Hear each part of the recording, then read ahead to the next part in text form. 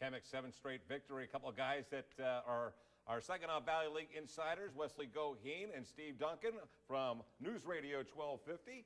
Guys, your thoughts on the SPL and this big game? Wow, guys, the first minute and a half, I thought this was going to be like last week, you know, all the scoring and everything. But Midland, as you said, the defense just shut Bay City down, Wes.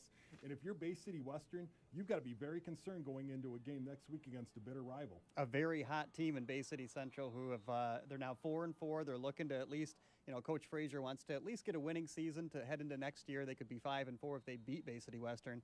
And look at Western. I mean, if they lose that game next week and they go into the playoffs, they will have not beaten any teams that are a playoff qualifier. The best team that I think that they've beaten all year is old Saginaw Heritage there, and Heritage has to play Mount Pleasant next week for their chance to get into the playoffs. So it's a tough road for Western.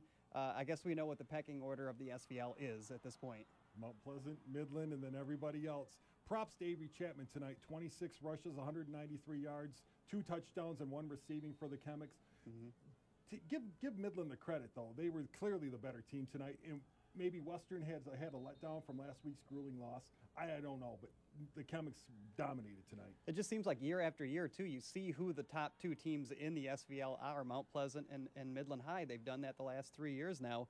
And Midland's another team that doesn't get a whole lot of credit. They did lose that opener to Mount Pleasant, but they're a rolling snowball downhill right now. They've been playing as good as anybody in just our area here in itself. You know, I mean, Mount Pleasant is the established front runner, I guess, in the SVL, and they'll win the crown probably with that win next week over Heritage. But yeah, I mean, Midland High is a team here. Once they beat Midland Dow, they'll be 8-1 to finish out the season if they can beat Midland Dow next week. But that's a tough team too, and Midland High is going to be a tough out.